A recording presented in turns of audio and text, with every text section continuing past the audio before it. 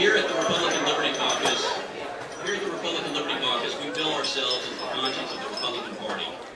We hold our elected officials accountable, and we stand for principle over party always. This tends to make us not very popular with those who profit from backroom deals or a party apparatus that seems to go out of its way to step all over the grassroots. But guess what? Our message now is more popular than ever. The message of liberty, constitutional rights, freedom, capitalism is more popular than ever. The Republican Liberty Caucus is 100% grassroots, all volunteer, no paid staff. Look around the room today. We have put together an event that is almost as large as the New Hampshire State GOP convention, and we're completely grassroots with no paid staff. So that goes to show, I think, that the liberty message is more popular than ever.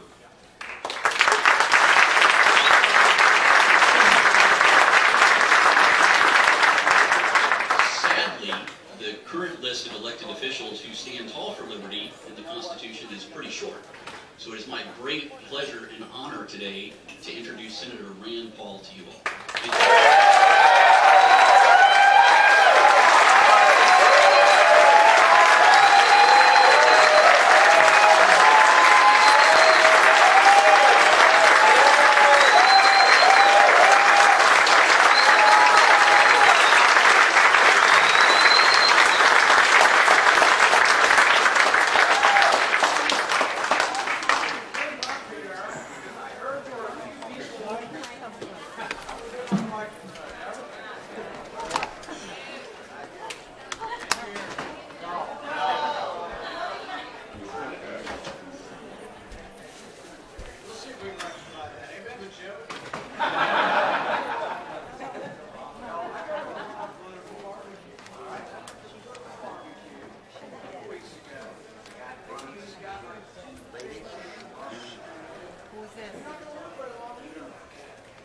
said, well, my granddad lived to be 105. And I said, well, your granddad didn't live to be 105 eating like that. And he said, nope, he lived to be 105 by minding his own business.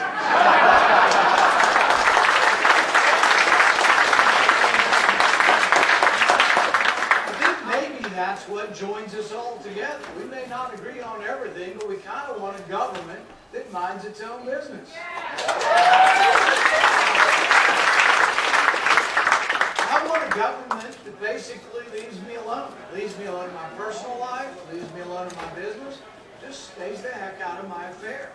In fact, I believe in it so strongly that I stood for 10.5 hours on the Senate floor for your and my right to be left alone.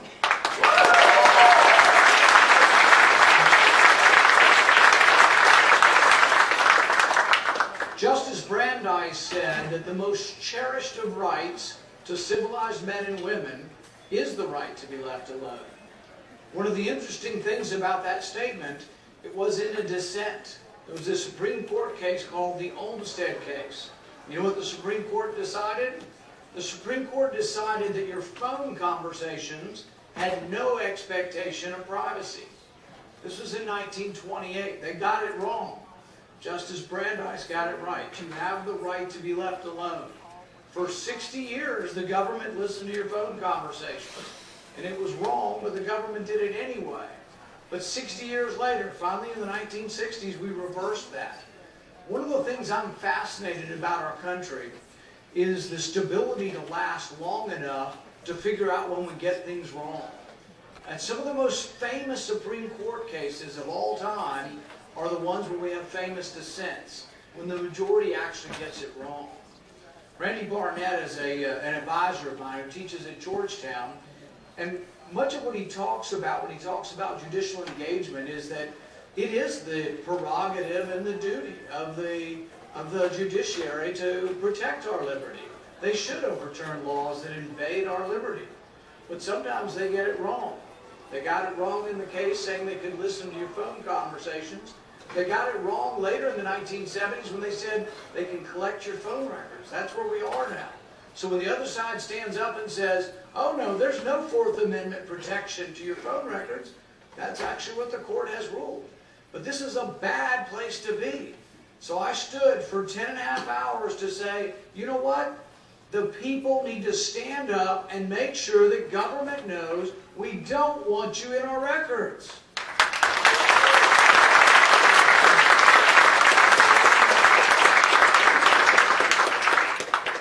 And here's what the government responds. The government responds and says, well, we're collecting them all, we're just not looking at them. Believe us. You can believe us, you can trust us, we're not looking at them, we're just collecting your records. But the people who are telling you that they're just collecting them and not looking at them, James Clapper. He's the guy who showed up in front of the Senate and said they weren't doing it at all. So the guy that denied the existence of the very program is now saying, trust us. We're from the government. Trust us. We won't look. But I try to think of the analogy to our Founding Fathers, and I think of the Founding Fathers and how upset they were that the British soldiers were writing their own warrants. See, it's a big deal to let the police or soldiers write warrants. This has been going on since the Patriot Act was written. We allow police and soldiers to write warrants in our country. It is directly opposed to what our Founding Fathers were in favor of limiting. The British soldiers were writing warrants, but they were also writing a special kind of warrant, a generalized warrant. Nobody's name was on the warrant. They could just go to anybody's house. Why? Because they were trying to collect taxes. Sound familiar? Big government can't get enough of your money, and they can't do it in a legal way, so they're going to do it in an illegal way. But when I think of the analogy to the current system, I think, well, do you think the colonists would have said, well, that Tea Party thing, that's kind of risky, and we don't have the votes. And my goodness, we just can't stand up because the government might shut down, and we might as well not try. And besides, the British soldiers are saying they're just collecting our papers, they're not looking at them. Think about it. People say, well, they're not violating your rights because they're not reading and looking at your phone records. It's the act of collection that is the invasion of your privacy. They're doing things you can't imagine they're doing. They're doing things they won't tell me what they're doing. They tell people in the Intelligence Committee many things they don't tell us.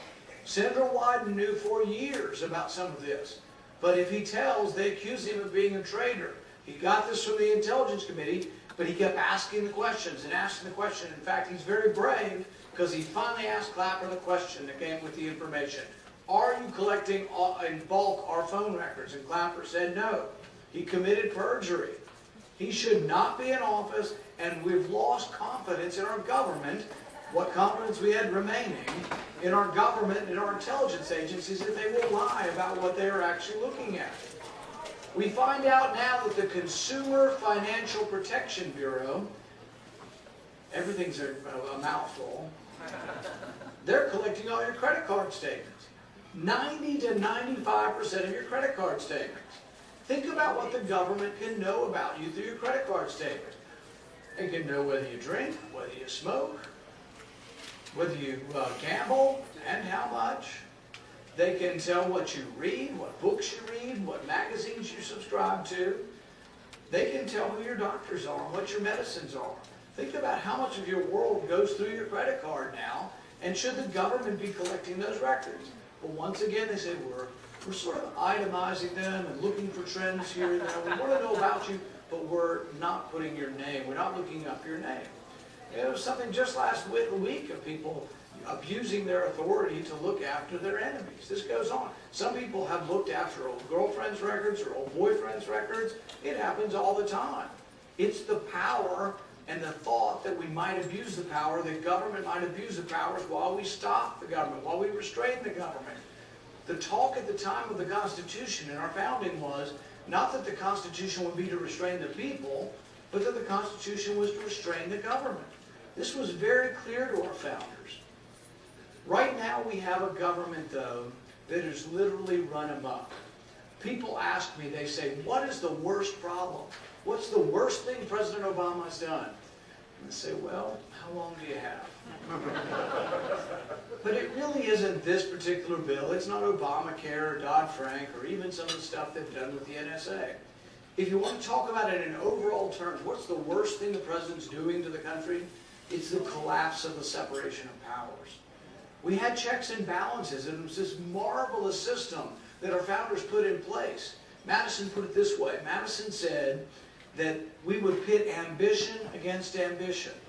The ambition of Congress to hang on or gain more power would be pitted against the power of the presidency, the ambition of the president to gain more power. But you know what you have now? You have a minuscule, a tiny, tiny, impotent, and inconsequential Congress. And I'm embarrassed that I'm even part of it. We exert nothing. We do nothing. The power of the purse. What were you promised? They said elect Republicans.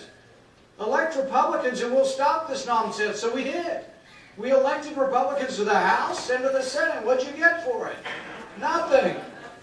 We have the power of the purse. People are now saying, and I think they're confused on this, we need to end the 60-vote majority in the Senate. We need to end it because we can't stop anything. No, we need to use it to our advantage. Do you know if we would just stand up and say, let's let all spending expire. What does that mean? Just let it all expire.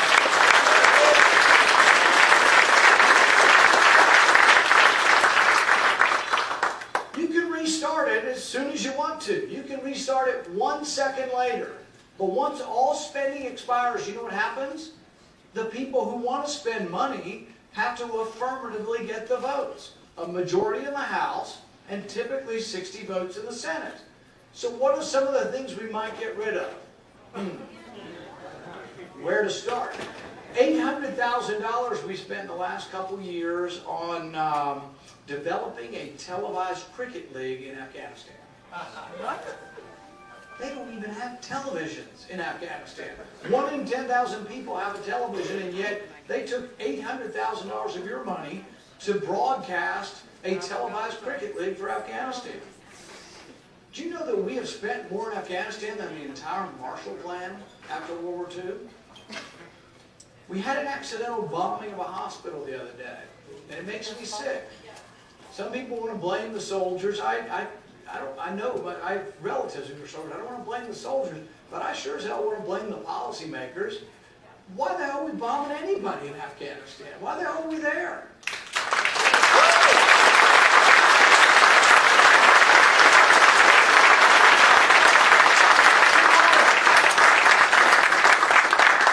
And I was for initially being there. I don't think we can let people attack us like 9/11. I think we do have to push back. We have to stop them and show them what will happen if you attack us. But that was 15 years ago.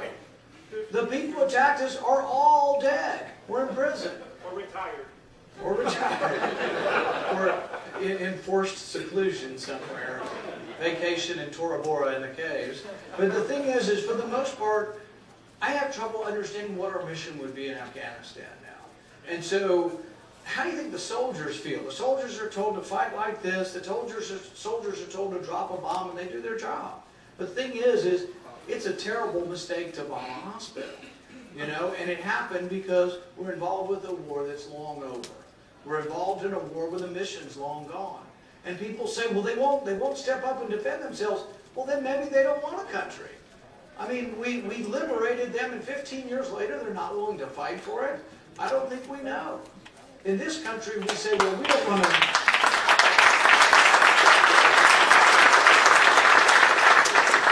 In this country, we say, well, we don't want people to be on welfare their whole life because it'll take away their ambition, so we want them to get back to work.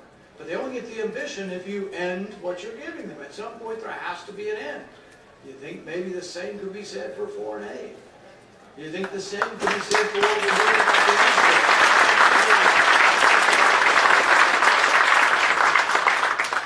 I introduced an amendment to get rid of foreign aid to Egypt. I've tried all different variations with the Muslim mother that took over. I said, well, they don't seem to be very friendly to us. And maybe we ought to start with ending aid to those who hate us. Seems reasonable.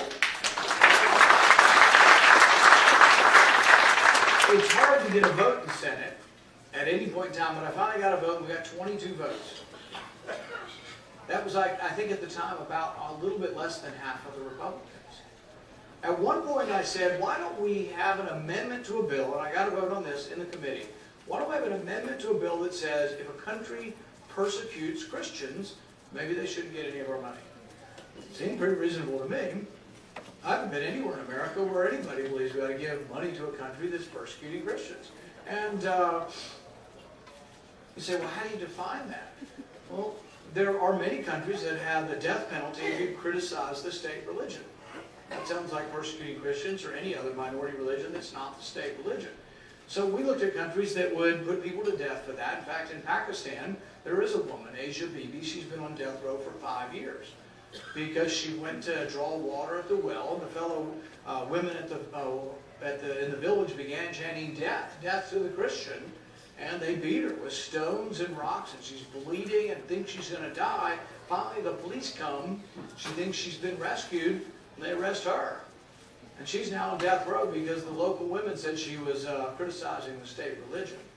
So I introduced this in the Foreign Relations Committee, and 18 people voted to continue, and 2 people voted to stop sending aid to countries that are persecuting Christians. If you introduce that anywhere in America, what do you think the vote is? Probably 99% of Americans would say, why would we give money to countries that are persecuting Christians around the world? We've got this big new problem going on in Syria, though, and we need to think about it because we're going to choose who the next nominee is. So what do you have? If you ask almost anybody on the stage, probably virtually everyone else on the stage, what should we do? What's Carly Fiorina say?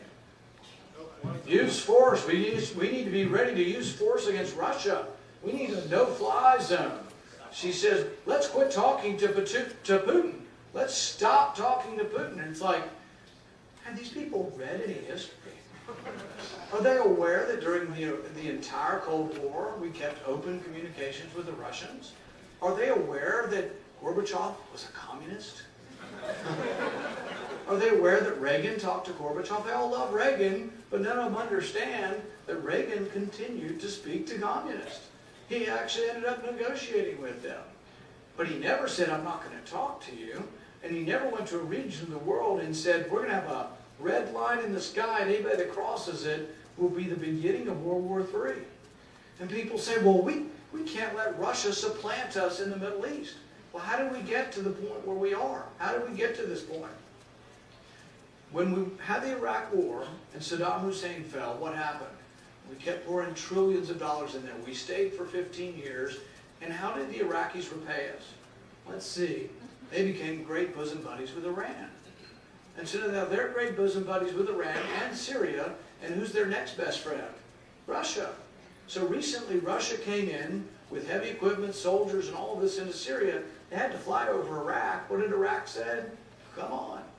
Now recently they've been bombing over there, and we're annoyed because they're bombing targets that may or may not be ISIS, and so we want them to stop. But you know who's encouraging them?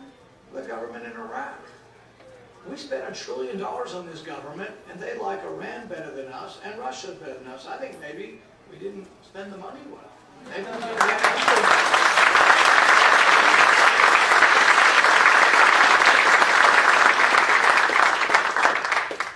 So we think, well, you know, there are many in our party.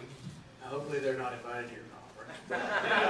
There are many in our party who say, we will project power by giving people all this money. Well, it just doesn't even appear to be true. One, we don't have the money. We've got to borrow it from China to send it to Pakistan. So we don't have the money, and yet they say send more. If we just would send more, we could have more influence. But look, we've been in Iraq for 15 years. We give them $1 trillion, and who do they like better? Russia and Iran.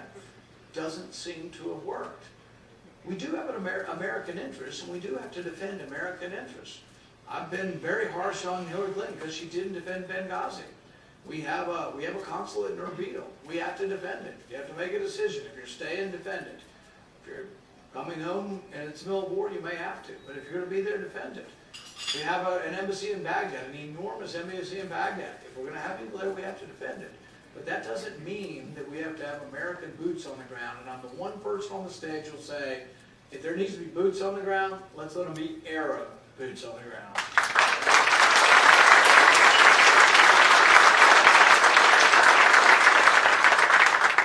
We had a big debate a week or so ago in Congress. And in the debate, we are debating over what's called a continuing resolution.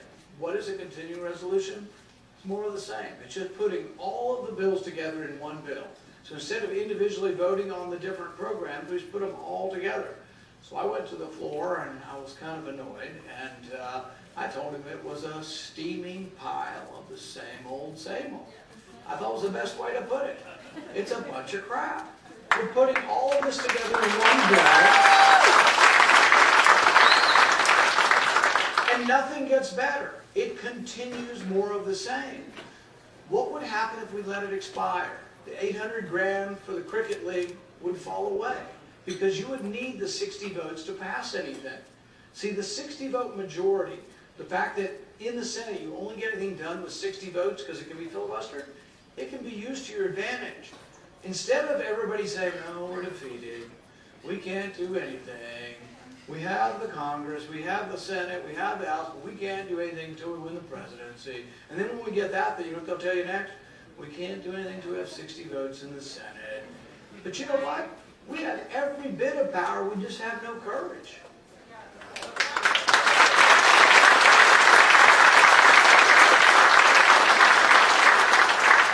All we need is the courage to let all the spending expire. Let it expire.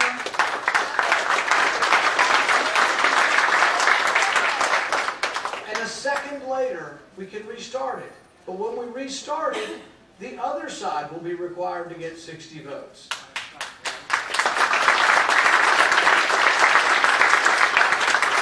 What are some of the things that they would be required to get 60 votes for? Well, let's see. Last year we spent 250 grand bringing 24 kids from Pakistan to space camp in Alabama. Now, if you want to do that, fine, send your money. But we shouldn't be borrowing money to bring kids here from Pakistan and send them to space camp. We spent $300,000 studying whether or not Japanese quail are more sexually promiscuous on cocaine. I don't know about you, but I think we could have polled the audience on that.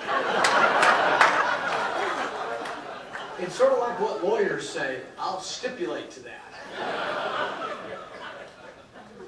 We can get one of those waste books. But why does waste continue? When you read these outrageous things, a while back somebody came up, I think it was $7 billion worth of waste and duplication. And you think, well, someone discovered it, who could dispute it, and who would vote for it? We don't ever vote for it. I've been there 5 years and I've never voted for or against anything individually. What I'm given is a steaming pile of the same old, all wrapped up in one bill and all of the spending. So I never have a vote even on the department that is spending money on Japanese quail and their sexual habits. Never get to vote on that. It's tied up in a big bundle called a continuing resolution.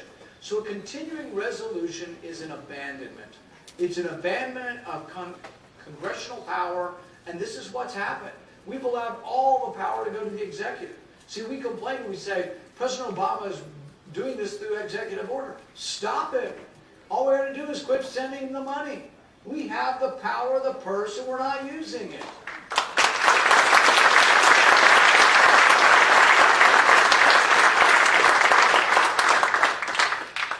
People are unhappy. I've been traveling the country, and I meet Republicans everywhere. They are very unhappy with Washington, and justifiably so. See, it seems that we can't even cut the funding for one program. We do not have the ability to cut the funding for any programs. We just immediately and preemptively announce our defeat.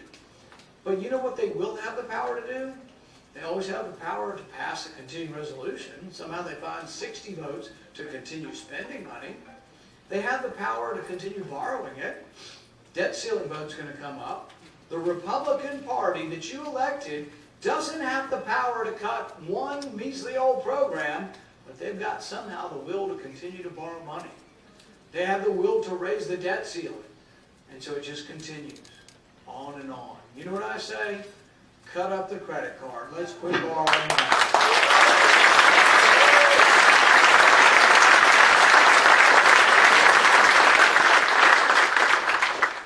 The question people need to ask, though, when we want to determine who our nominee is, we need to ask, how did we get in this fix? And how come when Republicans get in charge, it seems to get bad also? We were in charge for 8 years and the debt doubled. Now, admittedly, the debt's getting worse under a Democrat president. We're going to add more debt under President Obama than all the previous presidents combined. But when we were in charge, we added entitlement programs. We doubled the debt. We made the Department of Education bigger. We added No Child Left Behind, which means we added more money to federal and centralized control of education. And so why does the debt get bigger under Republicans? And do you want to be part of a party that says, oh, we're the party of adding debt less quickly? I'll go home. If that's what we're for, I'm going back home. I want to be for something dramatic. I want to be for something that says, you know what? Let's only spend what comes in.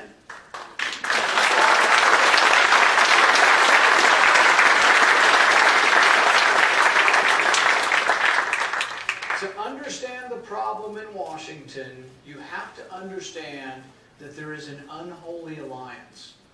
The right and the left are really in league. They get together behind closed doors and they shake hands. What's the alliance? What's the secret deal? The secret deal is that military always gets what they want, and so does welfare. They all want to do it. What have you heard from leadership? We're going to bust the budget caps. What does that mean? The caps are on military and domestic spending, and they have to be there. We've got to have caps, or we're going to spend ourselves into oblivion. Even if you think national defense is the most important thing we do, as I do, I think it's the most important thing we do, but it can't be unlimited funds. We are not stronger from bankruptcy court. We are weaker if we keep miring ourselves in all of this debt. But the unholy alliance is right and left get together. I'll give you an example. We had a vote on the budget probably about 3 months ago. And Senator Rubio and Senator Cruz and several others brought forward an amendment. They wanted to add $190 billion to the defense budget. It's like a 33% increase in the defense budget. And I said, whoa, that's a lot of money. And I said, if you really need it, why don't we put it up, and we'll put it up there with offsetting cuts. So you'd have the money you say that you need, but we'd actually cut a corresponding amount from the domestic spending. I'm the only one that voted for my amendment. I think 4 or 5 people did, but none of the other people running for president voted for offsetting cuts. They were for expanding defense, but without contracting domestic spending. You can't do it.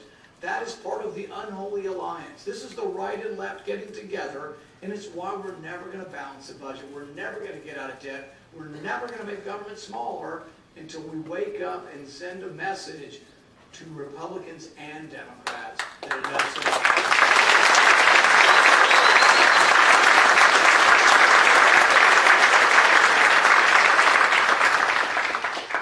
If we want to win again, we have to be a bigger, broader party. We need to be a party with earrings and without earrings, with tattoos and without tattoos, with ponytails and without ponytails. We've got to look like the rest of America. And one of the ways we can look like the rest of America is defending justice for everyone. White, black,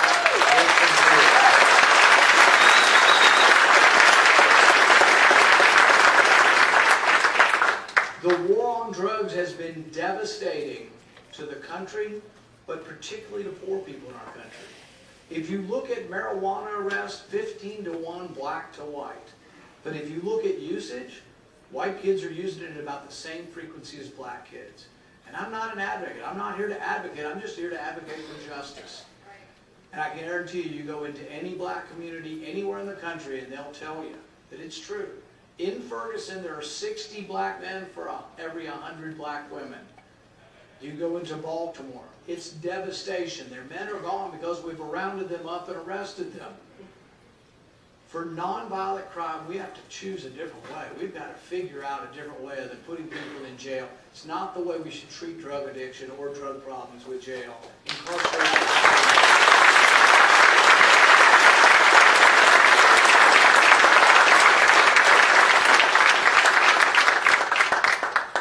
The Fifth and Sixth Amendment are about justice. The Fifth Amendment says they can't take your property from you without due process. You need to do a little splaining to that fellow with the hat and orange hair, because here's the thing. This is the fundamental building block of capitalism, is property. That's where capital comes from. Most of it's borrowed against property. Security of title is one of the most important fundamental building blocks of capitalism. And yet we have a major candidate leading our party who says he loves using eminent domain to take private property from small property owners to give it to big corporations, coincidentally like his casino operation. But the thing is I don't know how a conservative in the land, I don't know how anybody who ever said they were a Tea Party conservative could support a guy who believes that eminent domain abuse by government's a good thing. How could that happen? We have to expunge that from our party.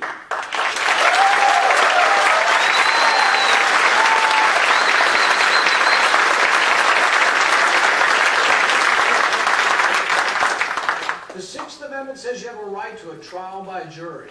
And you think, who could be against the right to trial by jury? Well, let me think. We had this debate in 2011, and many of you are familiar with this. In 2011, they passed legislation that says that an American citizen can be indefinitely detained without a trial. No lawyer, no trial, nothing. And so I'm having this debate with another senator, and I don't like to name names, but he was from Arizona. So we're having this debate, and I'm incredulous. I'm like, an American citizen could be sent to Guantanamo Bay without a trial? And he says, yes, if they're dangerous. It's like, sort of begs the question, doesn't it? Who gets to decide who's dangerous and who's not? And I thought to myself, I was thinking of the times when we've got it wrong. When we put 100,000 Japanese Americans in jail because of who they were and what they looked like during World War II. When we rounded up African Americans during the Civil Rights era, regardless of guilt.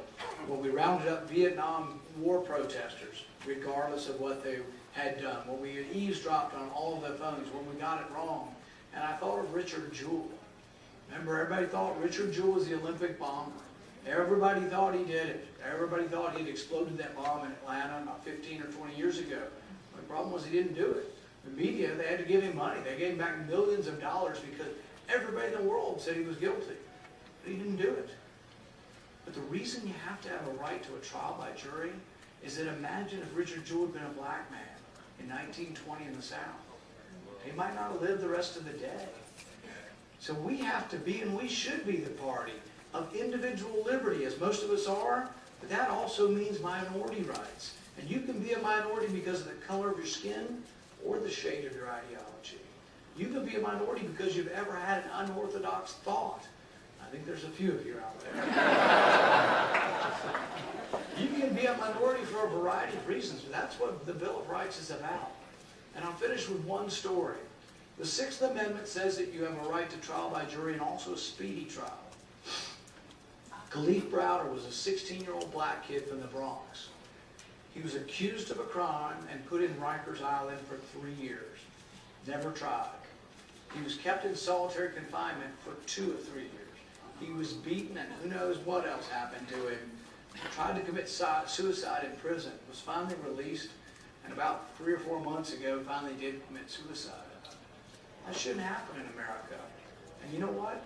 When we become the party that defends the Sixth Amendment with the same fervor that we defend the Second Amendment, then we're going to rock and roll to victory. We're going to be so big, we will win every election.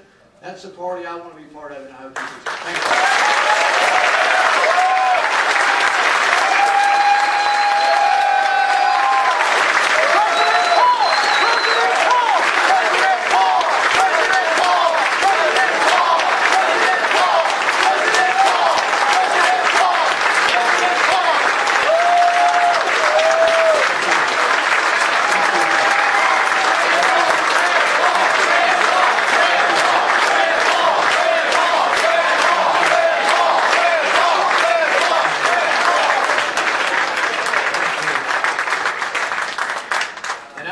Time for a few questions. Yes.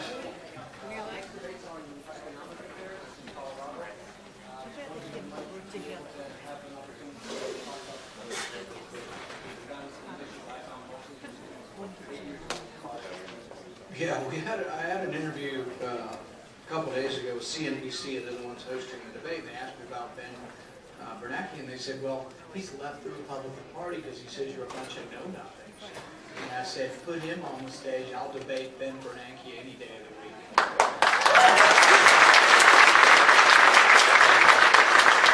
And if Ben Bernanke were on the stage, here's what I'd tell him, and here's what I'd ask him.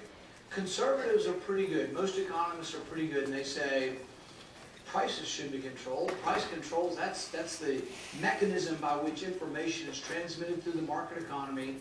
And when you fix prices like they did in the Soviet Union, I always tell people the Soviet Union was defeated because they tried to fix the price of bread and they couldn't figure it out.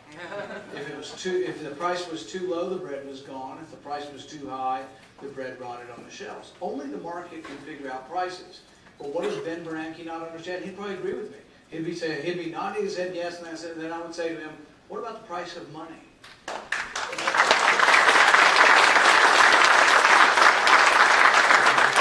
The price of money is interest rates, and they should freely fluctuate. The Federal Reserve has distorted them beyond belief for a dozen years or more, and that leads to distortion in the marketplace.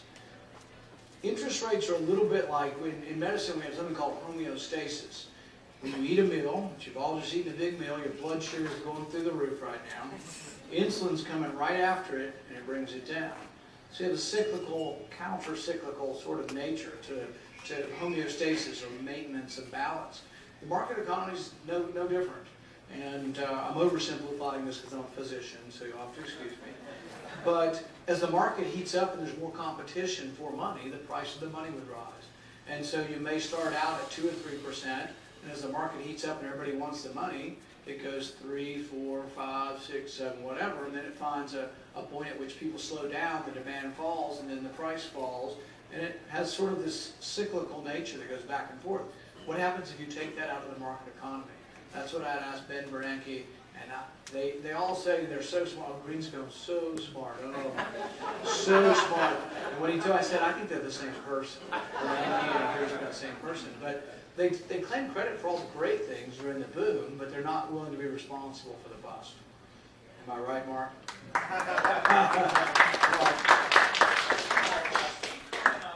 Congressman Jason Chaffetz, not the Speaker of the House issue, but is sponsoring a bill for a federal sales tax of internet sales.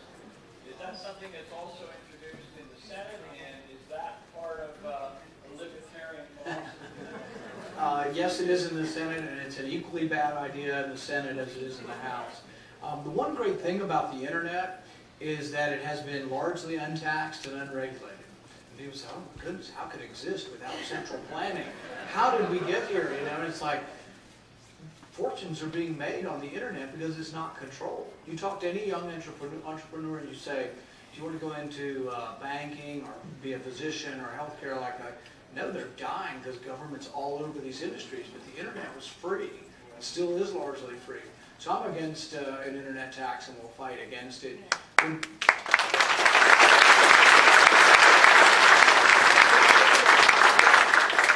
I'm fine with, if you have a brick and mortar store and you say it's unfair that they don't pay taxes, I try to bring yours down to equal them rather than bring theirs up to equal yours.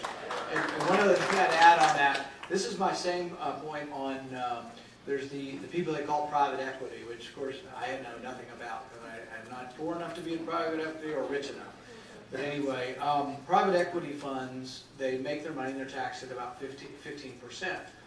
And so I think Trump and Bush and others have said they want to bring up that 15% because it's not fair that these people pay 15%. You know what I do? The opposite. If you're paying 39%, I take you down to 15%. Everybody will pay 15%.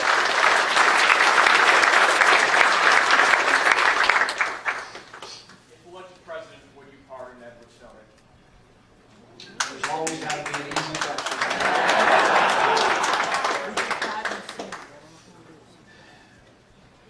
I know most people would want me to say yes.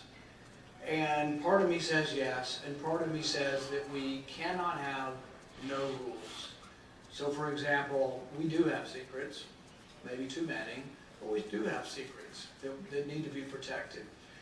We have operatives who try to risk their lives to defend our country, and you know, he didn't reveal that, but you don't want people to reveal things like that. He revealed a program that we probably would have never known about, you know, had not he revealed it, because the government was lying to us. So in many ways, you could call him a whistleblower. One of the reasons he said he did not attempt to do it as a whistleblower is, and this I believe is accurate, contractors, which he was, are not protected by the whistleblower statute. Direct employees could have gone to an inspector general and told them what was going on. I think the best compromise on it is that there would be some penalty, but the people who are going nuts, which includes half the people in our party wanting to execute him, shoot him, chop his head off, all this crazy stuff, they're completely wrong. And I think there could be some accommodation. I think he would actually serve some sentence if it were reasonable and it were negotiated.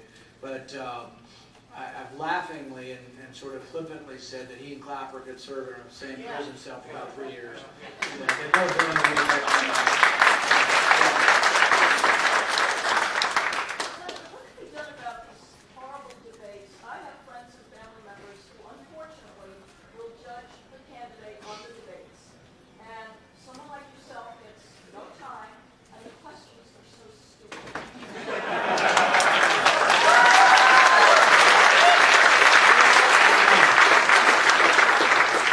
There are members of the media here, maybe some of them are listening. No, it is difficult, and it's a self-reinforcing cycle. Trump has gotten more attention than probably every candidate on both sides combined and multiplied by 100. And you shouldn't be surprised he's doing well in the polls. People are angry too, and so I think their first gut reaction is to go for something that seems to mirror their anger.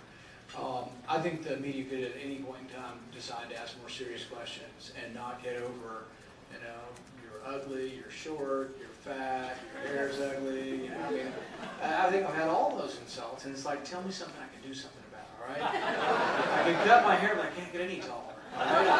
I'm stuck, you know? But we could talk about some more serious things. I felt like the second debate actually got a little farther along. One was longer, so I got 5 minutes in the first debate, but I got 10 minutes in the second debate.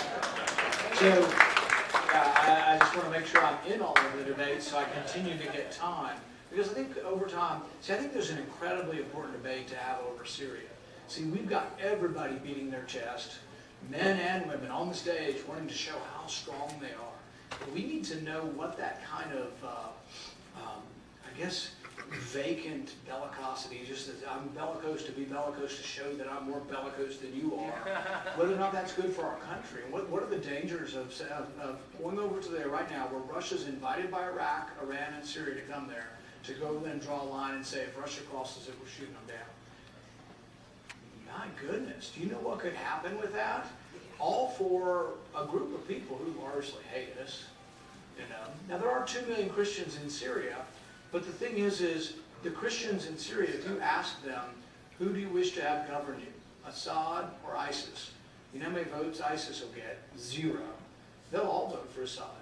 Now, do they really like him? Probably not. But every one of them, if they were here, you meet Syrian Christians in our country and ask them, Assad or ISIS. But you know how Assad got weaker and how did ISIS get stronger? Us, Saudi Arabia, and Qatar poured 600 tons of weapons in 2013 alone, and it created a space, and ISIS grew in that space and in that vacuum.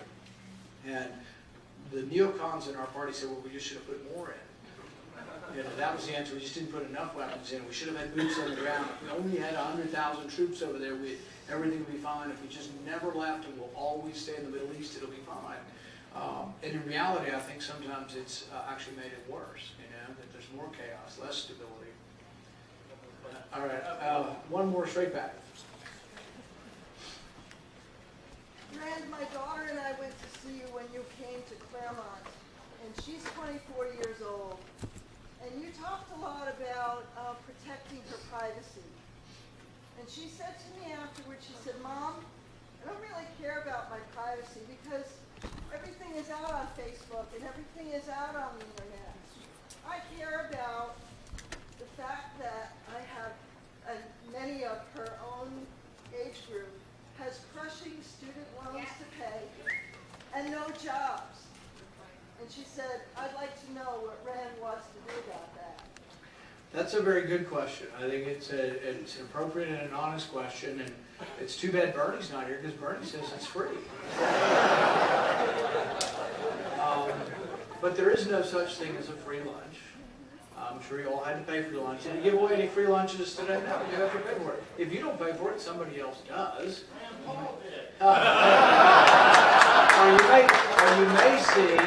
You may not be able to see who purchased something, but somebody always has to purchase it. And I think there's a couple of things you have to, or that we ought to have a discussion about. One, why is education so expensive and continue to get more expensive? There are 2 areas, 2 parts of our economy where prices have gone up dramatically, and every other part of the economy, prices are actually forced lower. Healthcare and education. What's common about those? Government, artificially inflates the demand for education and for healthcare, and so the price goes up. One way, if you wanted the prices to come down, you have to take limits off the supply. So education supply is very much limited by accreditation, and you could open up accreditation and allow more of the universities. They're doing the opposite, though. People are fighting against the online universities. Why does it, when you go to the University of New Hampshire and you take an online course, why does it cost the same as sitting there with the professor? Why wouldn't it cost less? It would if there was competition. There's no reason why. See, education online, think about this. The price per pupil could go to nothing almost. Could go to pennies. Could go to $1 if you had 1 million pupils. But we don't have that. See, what if you had, and I really, this is I think a big idea for education. We think that people somehow, we bought all our kids smartphones and we think they'll be smarter. But there is something about the internet that connects you to smart people. That the interconnection to smart people, maybe extraordinarily smart people. I want to see the day where the person who can explain calculus better than anybody else doesn't teach 15 kids per class, teaches 15 million in his class, or her class.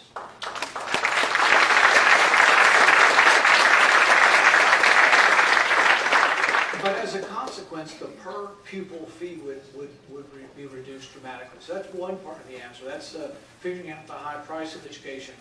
The other part of the answer is what can you do immediately for your daughter if she has student loans? I would allow everybody in America, regardless of how much you make, I would allow you to deduct the entire principal and interest for your tuition.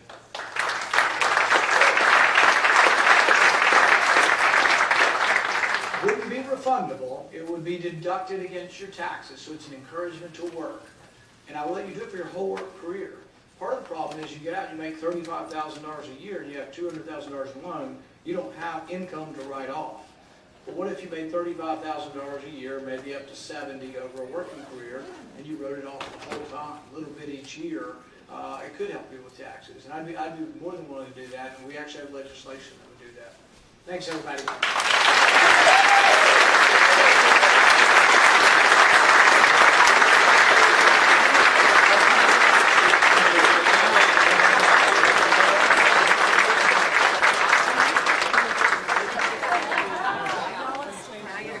Ladies and gentlemen, let's give it up for Senator Paul again.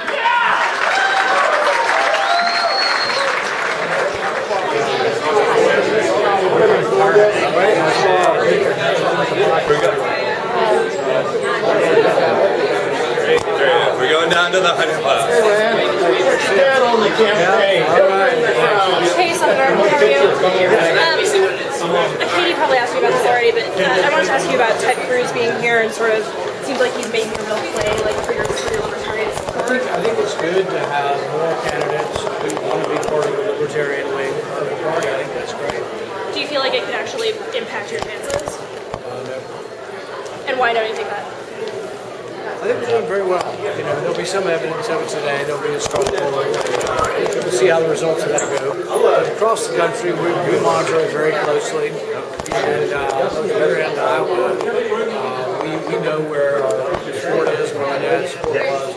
We feel confident with the overwhelming majority of the polls. Would you support Paul Ryan as Speaker of the House? What are you doing? I'm still campaigning to be Speaker. Great speech. You know, I got one vote last time. No, you think I'd be a good Speaker? I think you'd be the best ever. There you go. So there's another vote. Yeah, so get to it. No, I think that it'd be good to have somebody really brand new and fresh. I'd like to see somebody that's only been elected a few terms, doing something brand new. Hi there, how are you?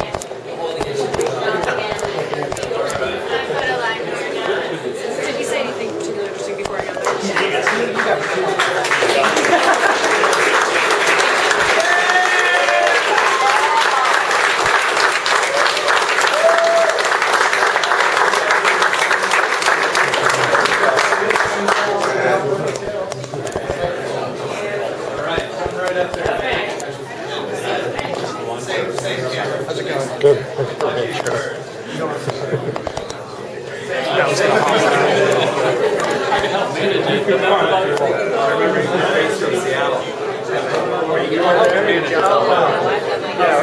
We met at a couple of like tea party stuff. Nice to meet you.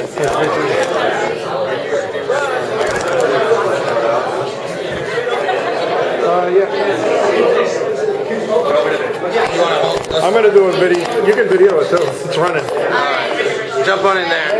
Right here. Ready? 1, 2, 3. You ready to go? Got a camera? Ready to go? Both of you together? Okay, well, I'm not here. Alright, come on in here. Did you happen to get video of this speech? Yes. Would you mind sharing it with me? Of course. I have video. Hi. So that's my channel. Okay, great. I filmed them in Milford when they pre-announced. I put a 53-minute video wall to wall. And I also filmed it in Nashville at the town hall recently. Okay. And at CPAC at the big government hall. My card is a .com. Alright, let me take a photo of it so I don't forget it. You got it. And if you go to that.com, you'll see that I'm a trumpet player. Oh, really? So I'm an engineer for healthcare.